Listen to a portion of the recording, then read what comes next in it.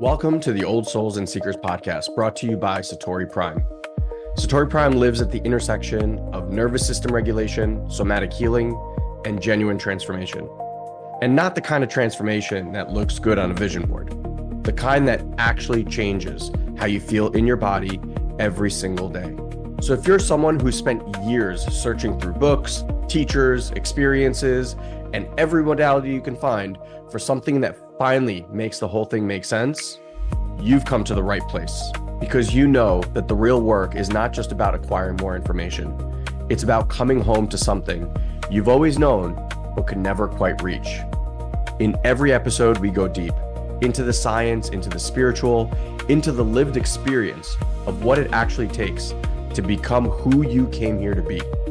No performance, no pretense, just the conversations that actually move the needle.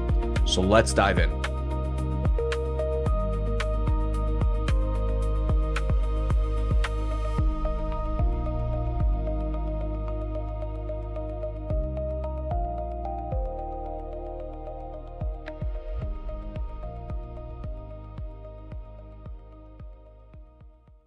Hello, everyone. Welcome back. Great to have you here. Some of you live, some of you listening.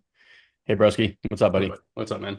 I wanted to just share something very personal, and hopefully you guys can support me energetically and our family energetically as I share this with you. But I just thought it was important because it's kind of what's happening in my life right now. B, it really speaks to the work that we do here and some of the frustration that I feel.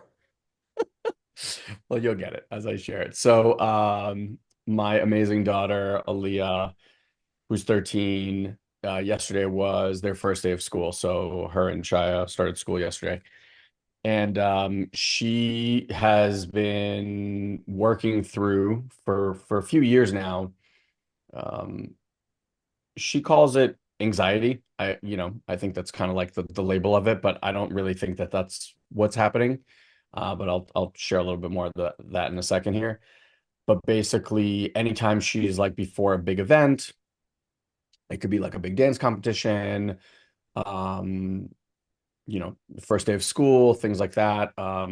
She works herself up and she gets really, really sick. So she'll get like nauseous and she'll throw up and, she'll be on the bathroom. And so she went to bed super excited the night before, felt really ready, like had all her stuff ready to go.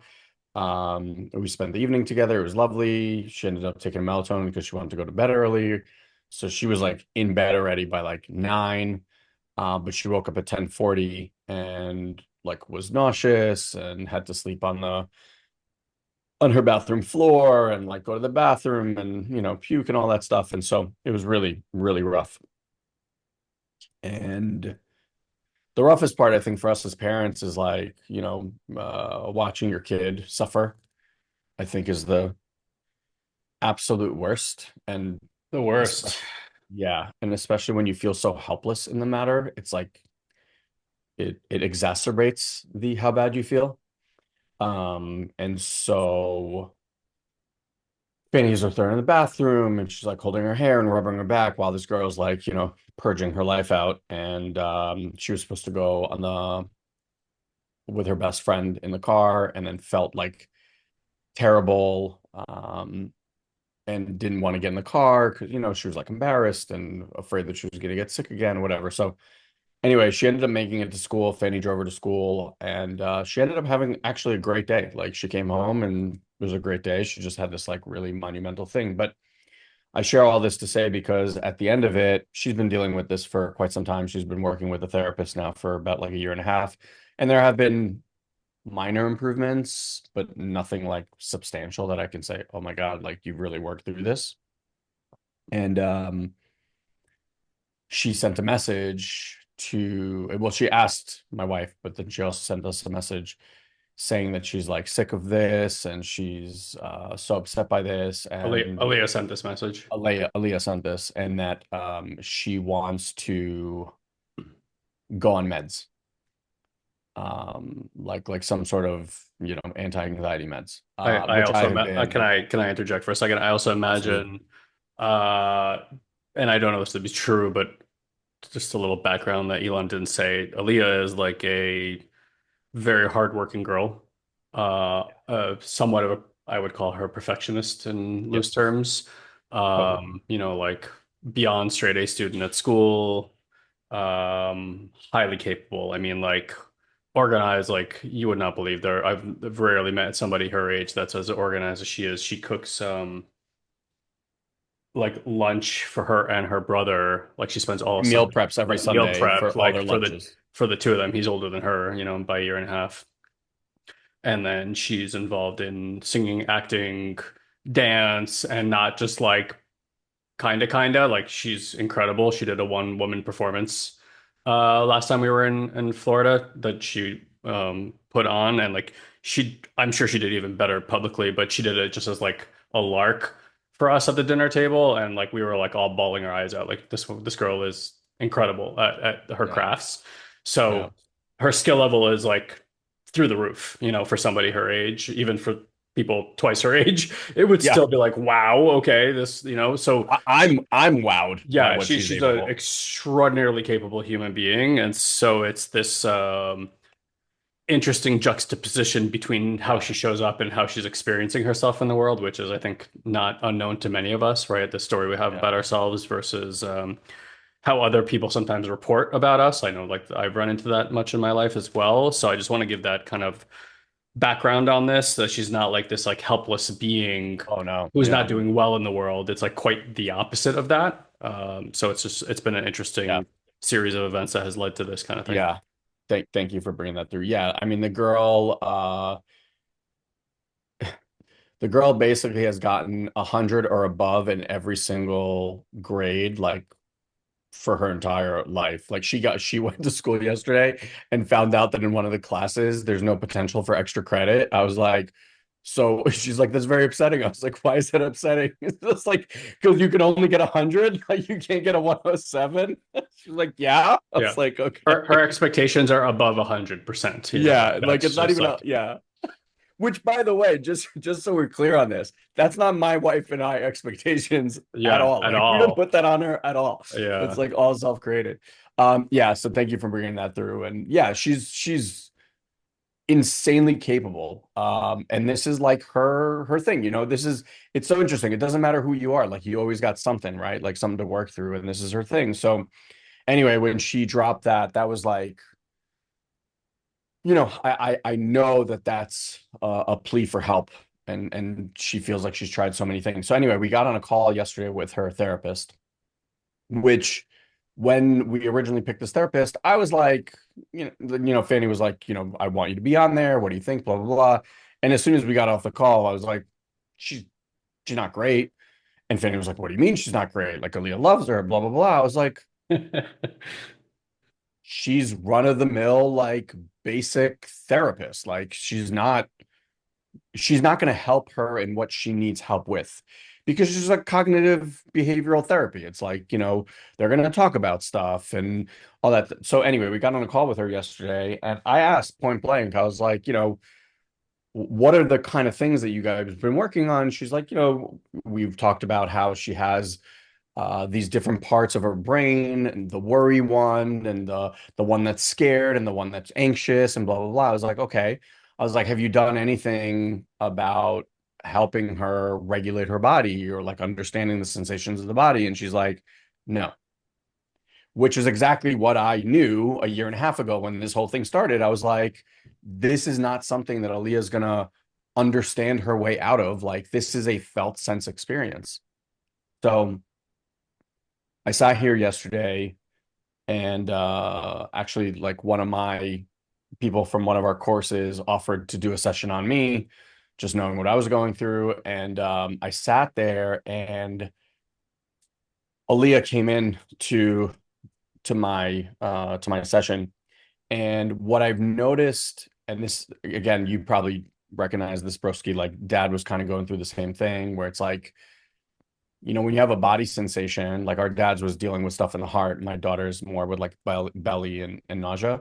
But it's like once the sensation in the body starts, the mind looks down at it and it tries to make it stop. It goes, I don't like this. Oh shit, it's happening again.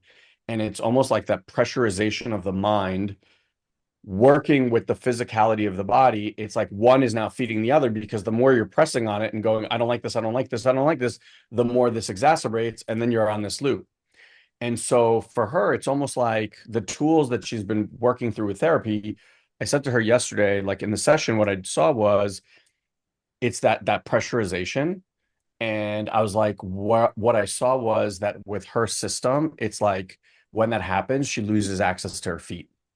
Hmm. And so the energy literally just it manifests, right? It literally comes up, like the energy comes up. That's what creates the nausea. That's what like creates the necessity to purge. But what I saw is she like loses complete access to her feet. Like she has no ground in that moment. And I was like, oh, this is really interesting. So she came home, I had a conversation with her, and I shared. And the thing that I kind of saw as like a visualization is, when this thing starts in all of us, and we all have something where this happens, by the way. This is, I'm just using her as an example, but like this is happens in all of us. It's like there's a magma building under the volcano, and there's this pressure. And then we pressurize it because we're trying to like, no, no, no, don't come up, don't come up, don't come up. And then the lava explodes. And what most therapy does is it's trying to name and label what's happening in this process of explosion of the lava. But what I told her is like once the lava is out, like you can't put the lava back in. Like that the boat is gone. Like you're on for the ride for however long it takes your body to regulate itself at that point. There is nothing that's doing that. And even the therapist was like, yeah, yeah, we need to catch it early. But here's the thing, like you can't catch it early, right? It's so the conversation I had with her yesterday, I was like, look, you've worked on the mind stuff and this is happening in the body. And what you have to get really good at if you want to work through this is you have to be able to ride the wave that is happening in the body without adding all that pressure to it because the pressure it's what's making it worse and that's Yeah. what is making the lava explode. And then it's like no tool on the planet is going to help because you're at that point you're gone. You're a passenger on the ride. And so what we spoke about is like giving her the ability in a safe environment, like in the comfort of her own room, in her bed, to feel safety, to feel ground, and then bring that experience into the body slowly, like actually allow it to start to build in the body so that she can feel safe while the intensity of it Is is she moving through. calling you guys in while this is happening, or is she experiencing it on her own and then reporting about it the next day? So mostly it's the reporting after because it's happening in the middle of the night and she feels bad to come and like wake us up. And, Yeah, again, she's like very self-sufficient and self-reliant. sure. She's figured out a whole system of how to go through this. She has like, a bedding set that she puts in the bathroom, like everything. It's like she's managed this because again, she's done this so many times. So So at yesterday, least now she knows when it begins, it ends. It's not like a forever thing. So that's already like a that's what I pointed to next yesterday. stage of the process, right? Like That's what I pointed to not gonna kill yesterday. me, very uncomfortable, but like we're doing this thing now. Like let's get through it. That's actually exactly what I pointed to yesterday. I was like, look, can you at least notice that this is temporary, right? Like it doesn't last forever. Like notice you went through it. It was really uncomfortable. It was really bad, but then you went to school and you actually had like a pretty great day. Right. She's like, yeah. I was like, okay, so great. So it's like it's just this wave that needs to move through. I was like, what we get to work on is removing the pressurization that's actually enhancing the experience so it can move through a lot faster without you going through that. And she was like, okay. It was, by the way, the first time she was ever receptive to me to Great. have this conversation. Great. Okay. Because usually Aaliyah's line is, and she's so funny, this girl. Every time I would try, she goes, Abba, don't walk me into that talk. That's the way that she would say it to me. Uh-huh. Don't walk me Don't into that walk talk, me into Abba. that talk. All right. Here's the funny part. And I spoke to a friend of mine that's also a practitioner. And I was like, how is it possible that your child that's living in your home, the tools that this child could use is literally what people pay you thousands of dollars to sit and teach them. And they're like, nah, I'm not No, interested. I It's think like that such, I just think that's how it always works. It's like if it you're always like works. it's like if you're a police at home, you're gonna have like a like your son's going to jail. Like it's just like It's just it's crazy. crazy. It's It's crazy. like you could be like a world best athlete at something, and the child's like, I don't care about your opinion. You're like, They want the your other dad has won experience. 24 Grand Slams. I You're always just, think about that for my kids where they're like, they eat so clean. Like my wife has them eat very clean. I yeah. prefer they do too, but she's more hard on it than I am. And I'm like, one day these kids, it's gonna be just like Oreos, like everything, like it's gonna be the worst foods, and they're gonna be like eating that shit up, like making her watch as they put these chemical bombs in her body and she's just disintegrating into the ground. Like, after like a lifetime of education, how to be healthy, be well, manage yourself, regulate yourself, they're gonna be like, fuck this, mom. Like, I just want Oreos. Yeah. I will say on that front, we also eat incredibly healthy at home. When we go out, we eat whatever, but Sure. when we're at home, we eat healthy. And like Aaliyah again, she just on her own, she's like, that's how she cooks, that's what she makes, Yeah. that's what they choose to eat. So any event, just to tie a bow on this. So I was in this session and I recognized that what was missing is ground and feet in her experience. And Hmm. so I walked out to her. I was like, look, I know you might find this strange, but in that session that I had, I don't know if you remember, I have that pink amethyst crystal that was given to me in Colombia, like the Okay. first time we were there. Okay.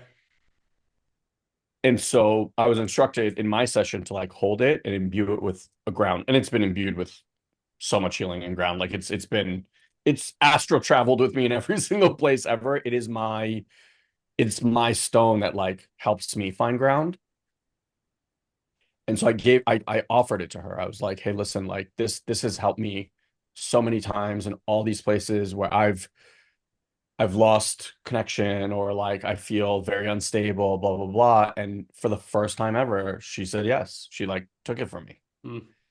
and took it. And I offered her to just sit with her at nights. We used to do this more when she was a kid, but she's again hasn't been as open to it of late. I offered her for like the next 30 days to just sit together and like 5 minutes, no talking, but just literally offering her ground so that her system can find this place. She was like, no, I don't want to do that. It's weird doing it with you, Dad. I was like, okay, I get that. But she's actually like open to finding a different practitioner or a Practitioner, different yeah. therapist that for the first time ever, that's not this other woman, that will work more in the body with her, which Yeah. was also a huge win. Yeah. But then at the end of the night, like Fanny ended up taking Shy to soccer and she ended up staying there. So it was just me and Aaliyah. And I was like, hey, do you want to just like come watch a show with me? Like we'll watch something together. She's like, yeah. And we literally just sat and I cuddled. Like we just held her like basically what I would have done in her bed for 5 minutes. We were just doing for like an hour together. And she woke up this morning and I went in to check on her and she gave me a huge hug. She was like, I slept great. I feel so good, blah, blah, blah. And I was like, amazing. Good for you. Yeah. So it felt like such a big, beautiful win, even though it's not like the resolution and we haven't Sure. solved the issue or anything like that. Um, so I share all that to share a few things. And this is kind of like the takeaways that I think are important for everyone, no matter what you're going through. One, we talk about this all the time, but you're not meant to do this healing work on your own, right? Like it's all happening in co-regulation. And so if you're like, whether it's a spouse, whether it's your children, whether it's a family member, like the greatest gift that you can give to someone is presence and attunement, bar none. The other thing is that I recognized is we are stubborn beings. Birdman's more so than most, but I feel like in general, humans are stubborn. I just like to call it's resilient. Very resilient. It's resilience. That's right. That's right. We create a euphemism for our stubbornness. Yeah. Um, But honestly, it's stubbornness. It's stubborn. with a little bit of resilience mixed in. What I notice is, and this is kind of unfortunate, but I was really present to it. It's like she's been so closed off to this, but it's almost like when you've not hit rock bottom, but when you hit like a place worse than what you were before, like you think like, okay, this is as bad as it's gonna get, right? So you're like, whatever, I'm fine here, right? And then like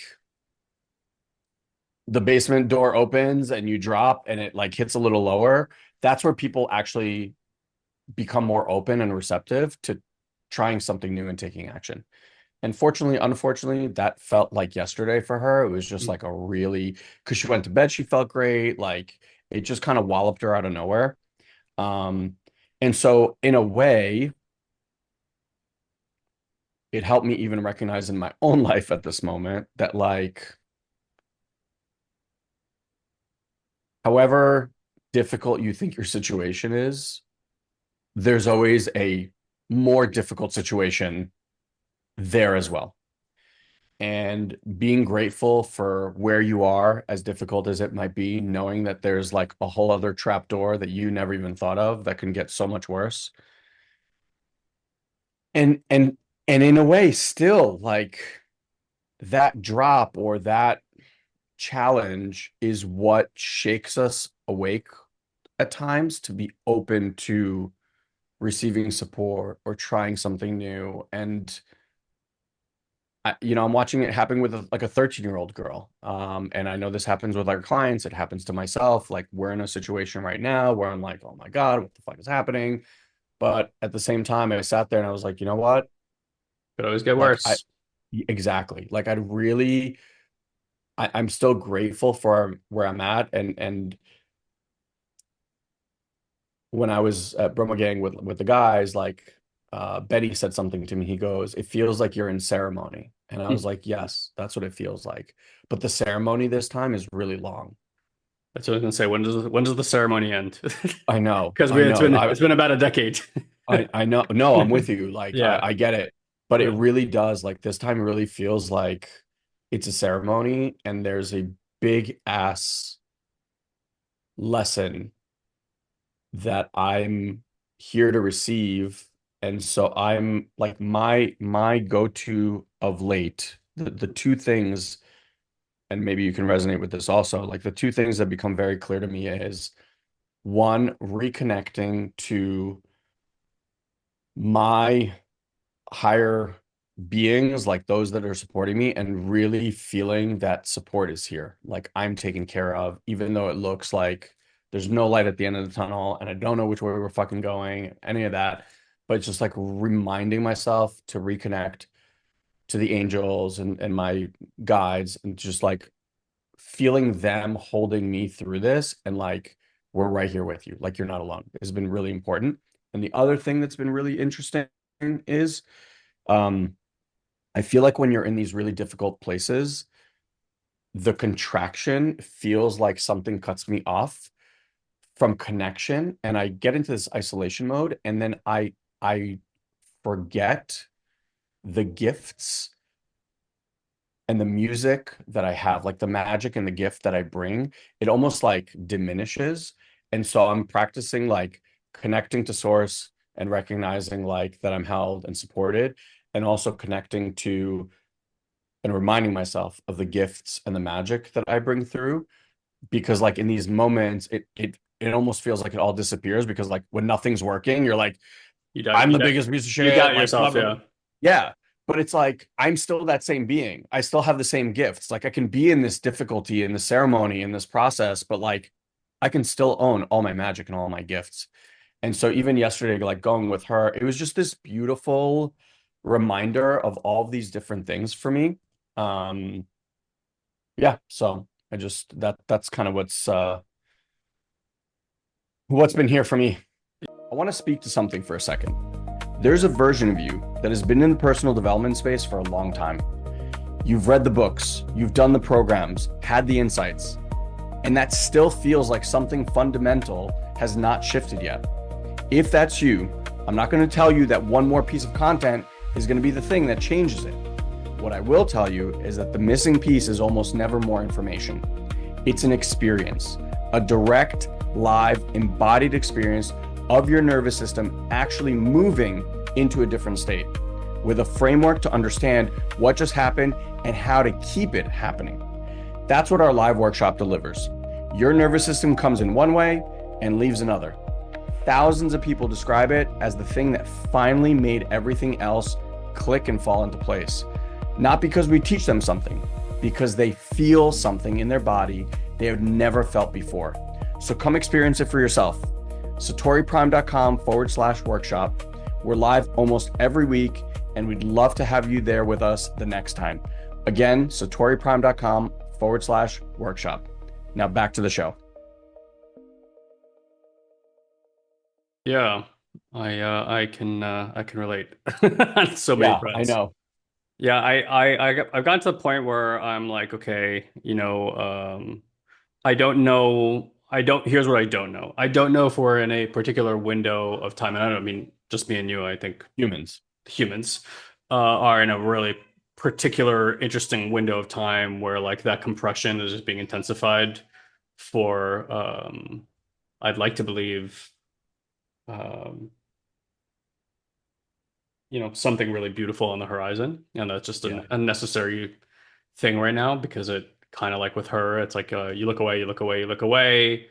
When the pain is too great, suddenly you come to a climax, you get to a point of a choice point, and you realize I can keep choosing what I've chosen this whole life, or there's something new, but something new requires looking at something that I've never wanted to really look at because of the level of discomfort that creates. Yeah. And I just find that choice point like much, much faster these days. Like I get to the choice point really fast. I don't need to suffer a great amount of time before I find that choice point. I think that's been a big change.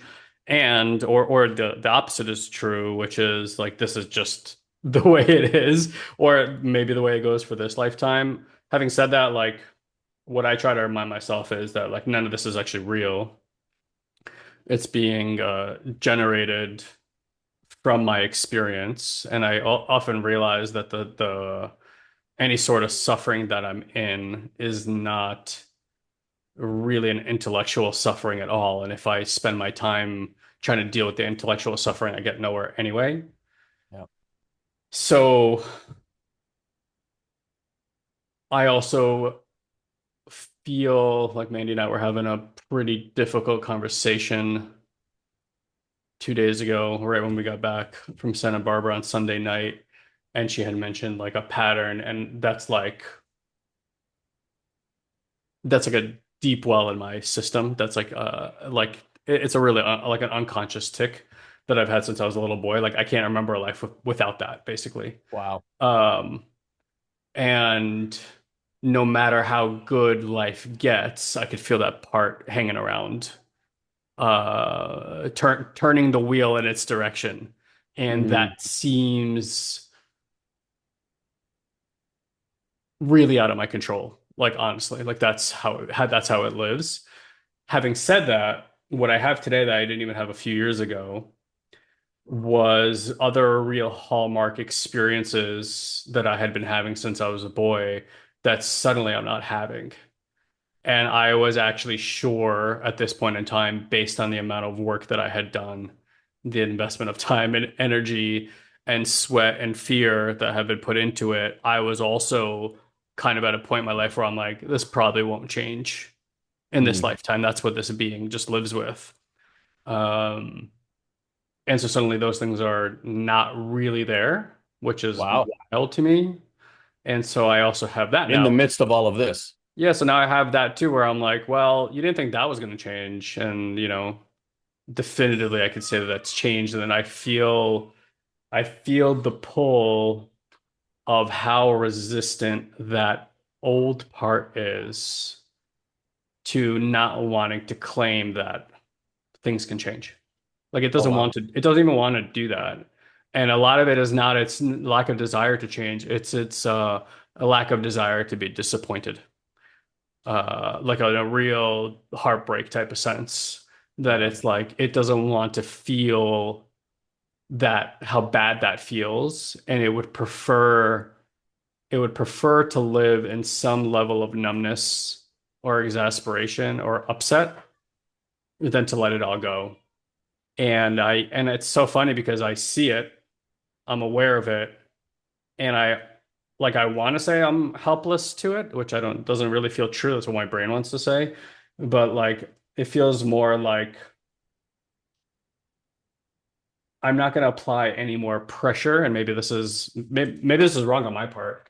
I felt like I spent like 2 decades applying pressure on myself to change, like doing the work to Yeah. some extent was pressurized.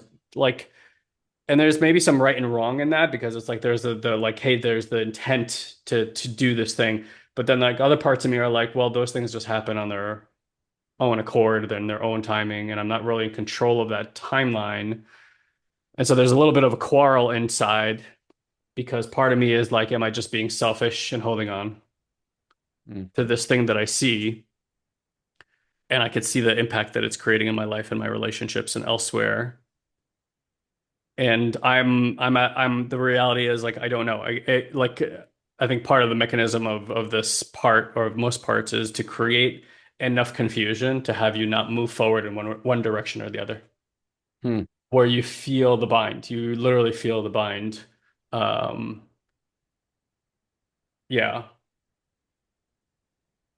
Yeah, so I don't know. It's like one of those things now. So I don't so again, like to use some education from this point in my life and wisdom that I've ascertained, which is to say, I don't know the answer to that question. I don't know that I need the answer to that question. That feels Yeah. counterproductive also. And so again, like in the past, if I would feel that bind, I would then sit a lot with like the need to find an answer. Hey, you got to make a choice here. What are you going to do? It's impacting you, it's impacting them. Now I'm like, you know what? So I'm clear on that. Now I'm going to just sit in the openness of the curiosity of it. Because what I see now time and time again is this is the trap all the time. This is trap everywhere, and it kind of always leads me to the same sort of conclusion. And this is again came with a lot of time, a lot of work, is that the intent is up to me. The path is not. My if there is a game that we're seems to be supposed to be playing, is that it's you are a kind of part of the consciousness of God, so to speak. And it is serving its purpose through you. Now, you can self-serve yourself through your ego that is wrought with challenges and sacrifice and suffering. That's like doing cocaine. It's going to feel good for a moment, and then it's going to have a pretty shitty experience on the back end of it. Um, and that's what the ego is. The ego is like that crackhead that just like cannot get enough of the smack, right? Like it just Yeah. needs Give it to more. me. Give it It's to like, me. give me more, give me more. Like so I'm anxious, give me more. That part, right? And then there's like the part of you that's connected to source. And what I think I spent a really long time always thinking was if the more I get connected to source, the more rewards in life there might be, the more freedom is. I mean, freedom is actually part of that. But I think there's like, especially in like capitalistic society, we have a really funny way of keeping score. And a lot of that is our financial well-being. And so it always seems like if I'm not gaining some kind of reward financially, which again we all know is silly because if your health is not doing well, who gives a fuck about the money? Like you're going to Correct. Or forget your about that tomorrow, relationships. which already throws all that to the winds because you realize it's not really what's important to a human being anyway. But like that's how we kind of track things to some degree because it gives us an ability to quantify things. And I think to your point, it's like, hey, if that's not working well, I must not be skilled, right? I must not be like, and it's like it's ridiculous. What a fucking ridiculous statement that is. Yeah, Like how much money that you have in the bank changes nothing about the quality of the human being that you are. absolutely. So I know I'm kind of going all over the place here, but I hope it serves in some direction here. And what I find is that like my job is to like hand this over to God and not really figure this out at all. Yeah. Because if I try to figure it out, then it's the crackhead looking for its next smack hit. Oh God, I figured that out. That's cool. Like, another bump, and it Mm. feels good for a moment until you realize that did nothing at all. And I'm right back where I started with the illusion that I moved forward in some way, but the internal feel is the same. So it felt almost better the other night when we were having that conversation. It was really like I felt like a dog with his face in its own pee, basically. That's what it felt like to me. And I kind of realized over the years, like if I externalize this and it's happening to me, they're bringing this up. I don't really want to deal with this. Like I don't know that shit is even up to you. It's just like the happenings are happening. But I'm like, okay, I don't need to feel bad about this. I don't need to figure this out. I don't need to get myself all worked up when it's not idyllic. It's like just hand it over and let's see what happens, which is Yeah. really, again, different than how it was a few years ago for me. So without getting into the nitty gritty, right? Like Ilan and I have off and on been in like really challenging situations with our business. I mean, I don't know how many of you guys are entrepreneurs. It's risky, it's this and that, and like you put a family on top of that, it exasperates everything. You put socioeconomic stuff that's happening, it exacerbates it. Um, and like I'm at this place where we're kind of in a challenging moment in a lot of different ways. I'm also in all sorts of challenges with my body suddenly out of nowhere. Like three, four things just happen in a quick succession, none of which can be tracked to any sort of injury at all. Like just this popped up, this popped up, this popped up. Again, nervous system, fascial stuff, right? So interesting and like all of them across the board. It's like nothing I've ever experienced before. I've never had one of these things in life before happen to me. And they were just like they weren't there and then they were there like the next day out of it just was like 0 and 100. Um, and all of it is just pointing me back to the same thing. So I say all that because simultaneously I'm like I'm in this weird place and I'm just being really honest here where I can't tell whether I'm just being hyper aware or somewhat numb. Like I like there's so little feedback coming into my body at this point in time that I'm like my brain doesn't know how to register it because in the past this would have been numbness, but I'm actually clear that it's not that. Like I'm present, I'm Yeah. here. Because before, if I was trying to avoid it, that never worked. I would just be in a fucking panic, like Exactly. constantly. I would just feel this really intense waves of panic, fear, existential dread. I'm not feeling any of that now, which leads me to the conclusion that I'm actually like here grounded. And like that to my brain, I don't even know how to make sense of that right now. Like it doesn't even make sense that I would be waking up right now in the morning and just feeling okay. And not this way, not that way. There's like cautious hope and optimism and stuff like that. I'm just kind of going through when I don't feel well, I don't feel well, and I claim it. When I feel good, and I claim it. And that to me is like the beginning of something really profound. And I'm hoping there's a Yeah. part of me that hopes that that's been the lesson the whole time, like with the ride the last few years is that it's just like it's not about finding some imaginary idyllic state. Like I don't know about you guys, who are listening, who are watching. I spend a great deal of time trying to find an idealized state. Can anybody relate to that? That's here. That you just created. Like it's not like Yeah, it's like I will when I it's kind of like finding the one, like your love, like the one you're gonna marry. You don't know who that person is, what their qualities are, how it's gonna make you feel, but kind of intuitively, instinctively, when I get there, I'll know it, right? yeah. And a lot of us do, and then we make shit mistakes. Otherwise, it wouldn't be a 60% divorce rate if that intuition was spot on. Because often, again, what's making that choice to be with that person is not the emptiness, it's the ego trying to get a fix. And then you get into the weeds with that and you suddenly realize, holy shit, this is not helping the thing that I thought it was going to help. And that's a very scary place to be because you've made this giant fucking commitment, right? So now it's a strange place to be where I'm at and then not do the reaching for this idyllic thing to happen in order to get myself pacified. I'm just seemingly pacified. And it's weird because at this point in time, I should be celebrating that I've hit that hallmark in my life.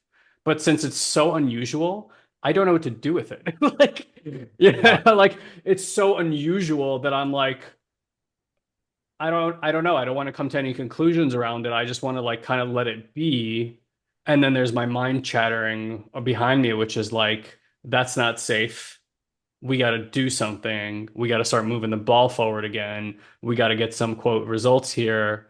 And I'm also like, yeah, but we've been doing that for a really long time, and we've been on the same hamster wheel for like as long as I can remember from being a little boy. I'm like, so this is not valuable information, dude.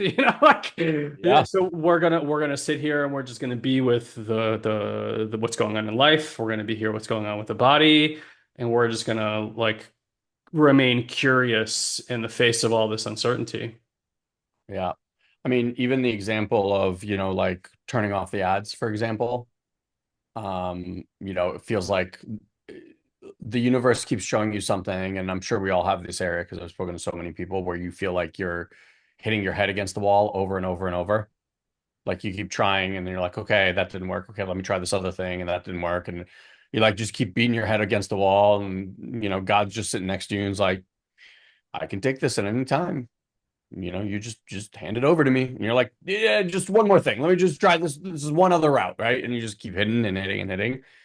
And then look, it's like you surrender to it, right? And you let it go. And all of a sudden you were even describing this like massive energetic release, right? That comes with it. And then, we had all these like little magical things that began to happen, which is Sure. kind of like when we were in our sabbatical, right? And all these amazing things started to happen. It's like, let the doer rest and then you get to receive for a while. So, Yeah. um, It's scary to put the crackhead down. oh You yeah, know, it really is. Like it's scary to have that mechanism not go get its fix. yeah, Like that's one of the more terrifying edges that I've had to lean into over the years. And it really is interesting to just let things fall and then go, okay, instead of chasing it to try to create something, sitting with what arises in the emptiness and the space. Like that feels again, not totally new, but like to the degree that that's happening at this point in time, is wild. I just like, again, I'm sure people would counter what I'm about to say here. And my wife and I have having a lot of conversations because of the challenges that we're facing. It's like, and sorry if I'm kind of leaning forward. I'm having so much pain in my right leg right now as I'm speaking, so I'm trying to ugh, manage that as well. Um, like we keep saying, like we can't believe that we would have been brought here to like just I don't know exactly the words that we're saying, but it's like I don't think we got brought here to like be put on our knees or like get through the ground. And I think there is a real possibility for stuff like that to happen if we continue to not listen as that's occurring. If we keep trying to pick up the football and move it where we want it to go, instead of being like, hey, look, as much as we've tried that, we keep finding ourselves in the same situations. So it's like, okay, well, like, let's just see what happens when we're not constantly trying to move it. And like, we just, I don't want to get into the nitty gritty because it's a contentious topic, but like, we had a situation with our son that we thought was totally solid with our 3-year old. He's was going to go into this really special pre-K program, and then the government just made a sort of change over here in California, and basically this is gonna like cancel our ability to send our son to this amazing school that we had already, paid for and all this other kind of stuff. And it's a real blow, like it's a really hard hit. Yeah, it's a really hard hit. And it's like 2 weeks before he's going to school. So we like have to like scramble and figure out what to do right in the midst of all these other challenges that are happening. So like these things keep happening. I think like the my pride in this moment is I remember how the old me would have stuffed all that stuff as more evidence on my shoulders of yeah, like things just keep getting harder and harder and harder. And again, I have a lot of evidence for that kind of stuff right now. It's just really interesting that nothing is hooking my system yeah, while all that's happening. And then let's like, like whatever, again, I'll say this, and I think a lot of us can relate to this. I don't know how you guys feel, but I've been handed a lot of beautiful things in my life at different moments in time, like just like surreal, like wow, can't believe this happened. More often than not, those things became some of the hardest things, continue to be some of the hardest things that I've had to deal with later on in life.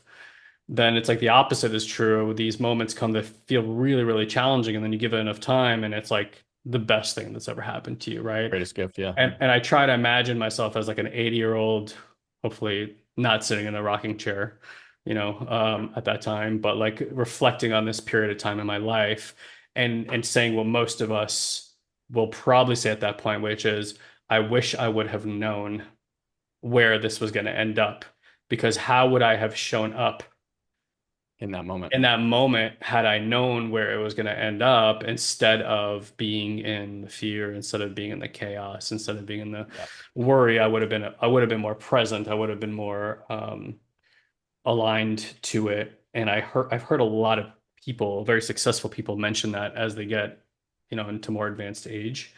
So I try to remind myself that likely when I reflect back on this moment 40 years from now, I'll be like, you idiot, you didn't realize what was in front of you, and you did all this other crazy shit. And that has Yeah. me shift in that moment into, well, what does it look like to live with that perception, you know, now?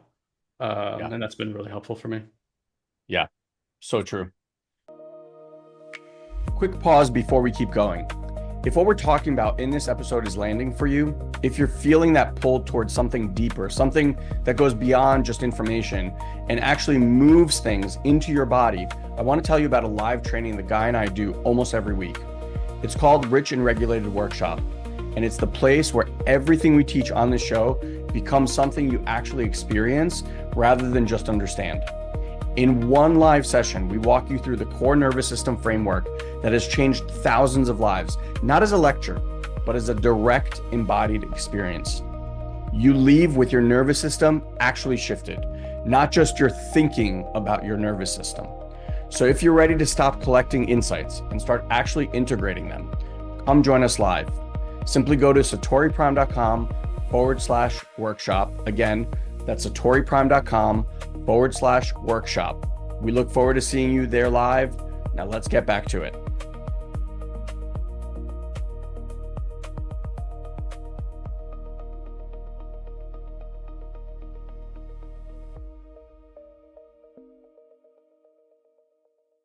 Yeah, even like with going back to what Aaliyah's going through, like I said, as a parent, especially as a parent that's so skilled in the area that she would need help with, it's like I got all the tools. Like I know how to help her, but feeling the resistance and the helplessness, I'm like, I'm reminded of the same thing. It's like this is what her soul came here to uncover. Like Yeah, it is her, like, she's like you said, she's crushes it in all these different areas. Like this is her, I hate to use the word cross the bear, but like this is her thing, right? For now.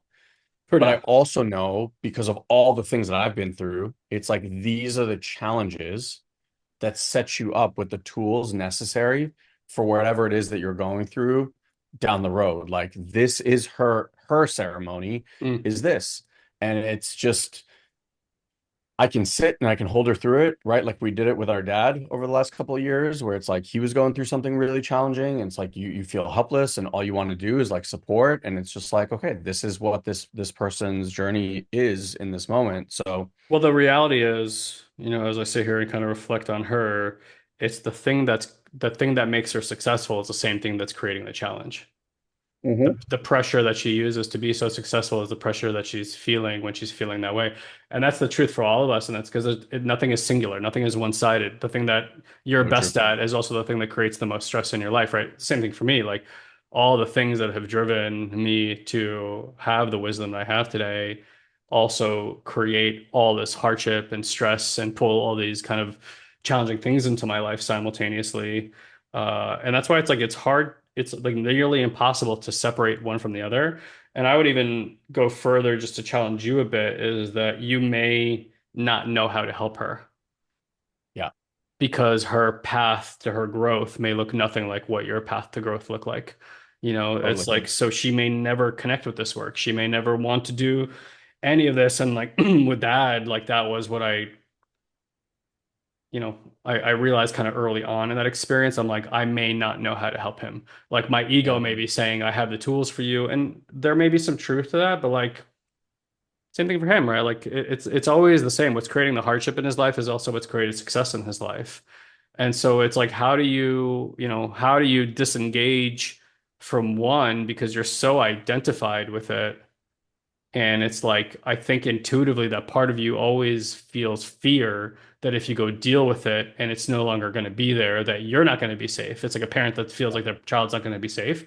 And so the part's like, I'm not going to let go because you're not going to be safe. And it's a weird place to sit. And I think that's why like allowing for the emptiness to speak, so to speak, Yeah. that's the real skill is like not reaching for the straws, like not trying to make it better is kind of the only way to find out what's on the opposite side of that ego's version of what's happening. Does that make Yeah. sense? Yeah. Yeah. Like you have to sit and let it go through its panic. You have to sit and let it go through its worry because you never find what's on the other side of that wall. It's the only containment that you know. And most people that I've seen, outside of like, people who come into our house or do this kind of work, um, have spent a lifetime avoiding waiting to see what happens on the other side of that wall. And today I'm like, that might be the only way to do the work. Yeah. No, I even see with her, like, this is her soul's path. Like, I can offer, I can this, I can that. But like I said in the beginning, for years I saw this coming and I offered everything and it was just met with so much resistance. And Yeah, then she hits this new level and now there's like a different opening here, but it's like she had to go through that in order for something else to shift and sure. open. So yeah, I mean, I think when, you know this. So like the people I've met over the years that have the worst relationship with their children are psychologists. oh yeah, The yeah, worst relationships, but it's the same thing because they're like, I know this, or like a doctor. If you have like a doctor in the family and they always know what to do with the body, it's like usually the kids are not well and stuff like that. It's like it's just like this, right? It's such a juxtaposition. And again, I don't have kids your age. So I know you're in a different part of life and dealing with your children is really different than what I am dealing with. But having said that, the relationship is the same. It's like the energetic attunement, the presence is the number one priority over everything else. And the party that everything says, else I know is, how to help you is probably the reason the resistance shows up in the first place, because that you're basically taking that person's a right away from feeling and attuning to what's good for them. And the moment you lay out the path in front of them, you're like taking that sovereignty away from them. And so naturally what shows up is like, I'm not going to do that because it's like inception. You can't plant the idea for the person. The idea has to be self-generated, yeah, right? And if the idea is not self-generated, and good coaches kind of know, and I'm putting this in quotes, know how to perform inception.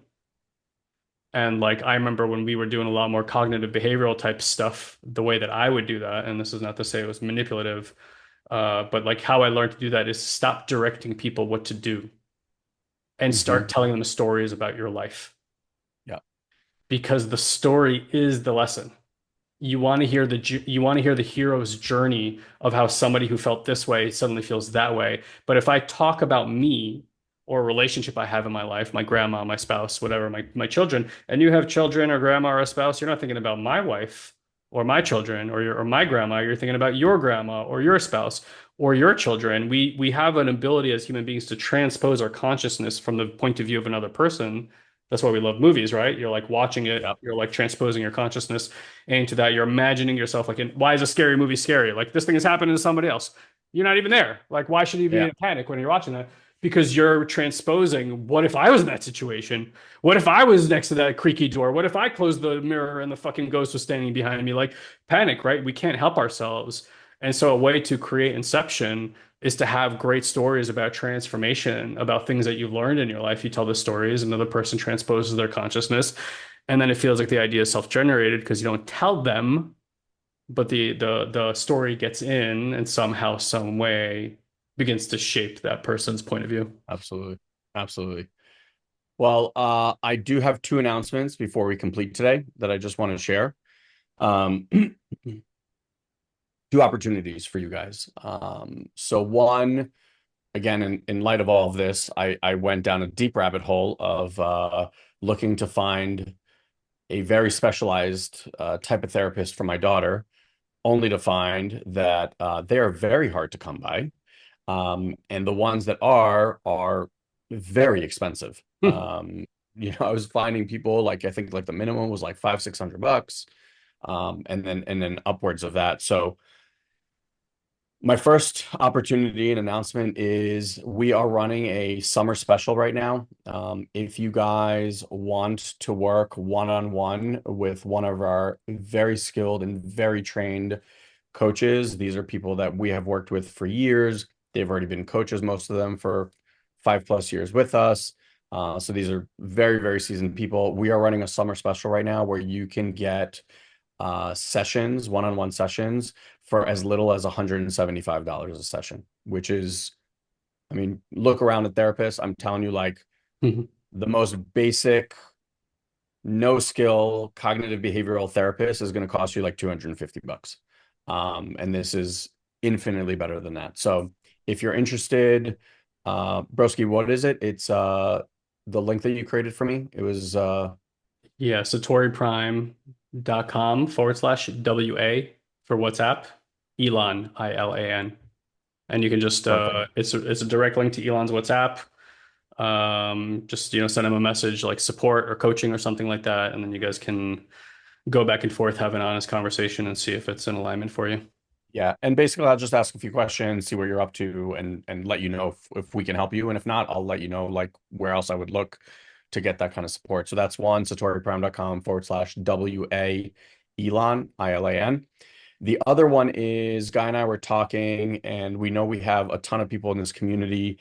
And if there's a way that you guys want to support the community, the idea of this community, we know you guys have people in your lives that you speak to and that you probably share about this work.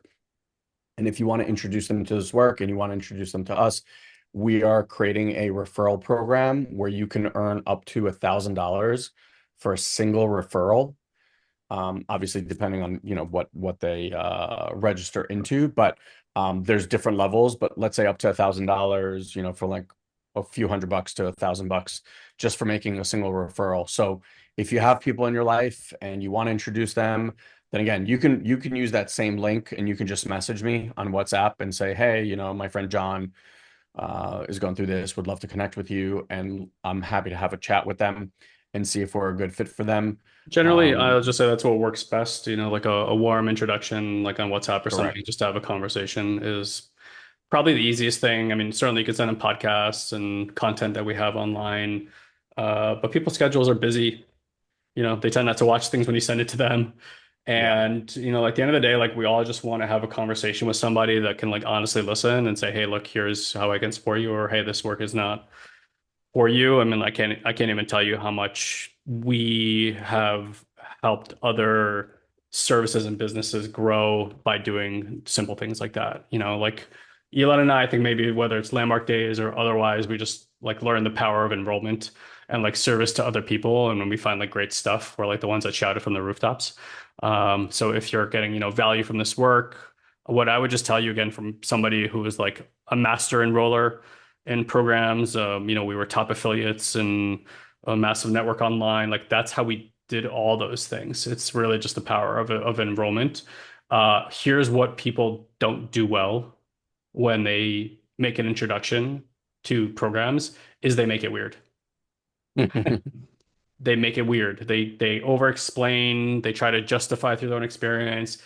Like here's what I want to tell you I learned over the years is like have you all seen a good movie before? Nod your heads if you have. Have you then shared it with people in your life and said, hey, you should go see this movie? Okay. Do you know the energy that you share from when you say, I saw a great movie, gotta go see it. You know that? You don't need to tell them the plot. You don't need to tell them what it's about. You don't need to tell them what you like about it.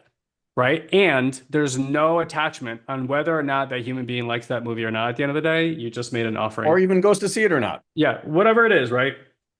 When you enroll people, that's the energy you want to be at. You're not liable for their experience. It's not up to you to make sure they have a great experience. It's like it's none of those things because at the end of the day, people's parts of protectors are going to determine all that anyway, right? And you cannot manage that any more than you can manage the people in your life or manage yourself. We can barely manage ourselves, right? So forget trying to manage anybody else. But the way that Elon and I were hyper successful, I mean, like Elon and I probably enrolled over a 12-year period, I want to say close to 1,500 people into like landmark programs. When we were part of our affiliate network, there was, I think, 3,500 people there. We were top affiliates for 4 straight years, right? That's how it's done. Because the moment you start making it weird, nobody wants to do anything. If it's just an invitation to participate in something because you thought it was great and you're like, you should definitely go check this out, people are inclined to go. They can feel that you're not attached to it, that they're not on the hook. And like, I can't even tell you how many people I invited to places like Landmark where I'm like, this person is never going to do this. Not in 1,000 fucking years is interested in a program like this. And then they would come to the introduction, they would sit in the back and not say a word, not ask a question, look completely disengaged. I'm like, all right. And then they're like, all right, who wants to register? They're the first person on the back of them registering, right? It's the weirdest thing. But like, that's what makes that happen. Like if there's any secret sauce that I've ever learned, that's what makes that happen. Yeah. So again, you can use that same link, satoriprime.com/WA Elon. Just get in touch with me. Hey, I have this person in my life. Would you be able to talk to them? And then just make the intro. Like, connect us both on WhatsApp or whatever it is, email, whatever works. And I'm happy to support anyone in your life. And again, when they register, we will reward you, which Landmark never did. We didn't even get a fucking set of steak knives for No enrolling toasters. 1,500 people. No toasters, no vacuum cleaners, no gift certificate, nothing. Literally just so look, we're at this place where you guys are a product of this work. You guys are a product of this community. And if it's serving you, like, and you guys want to give back, this would be right now like the most monumental way that you can help Guy and I as we're navigating the newness of this world. For sure. Cool. And yeah, and just in general, like, sending good energy, good vibes to us and other people in this community, family, health, all that kind of stuff. So we can just keep permeating that in the field for everyone involved. Thanks guys for being here. Thanks for being part of this amazing community, idea, and movement. And yeah, we'll see you guys soon. Cheers, y'all. That's going to do it for today's episode of Old Souls and Seekers, my friend. So if something landed for you in this conversation, don't let it stay in your head. The work we talk about on this show only becomes real when it moves into your body and into your life. So take one thing from today, one insight, one practice, one moment that felt different, and bring it into how you show up in the next 24 hours. And if this podcast has been meaningful to you, the single best thing you can do is share it with one person who needs to hear it. Not a mass post, just one person. The one who maybe came to mind while you were listening. That's how this work spreads, one nervous system at a time. By the way, we record these live in front of our community every single week, so you can join live and ask questions at satoriprime.com/podcast. And if you can't make it live, then make sure to subscribe wherever you listen. If this show has been a part of your journey, please leave us a review. It genuinely helps more people find their way home. And until next time, keep going inward. The answers you've been looking for have always been closer than you think. We'll see you on the next one.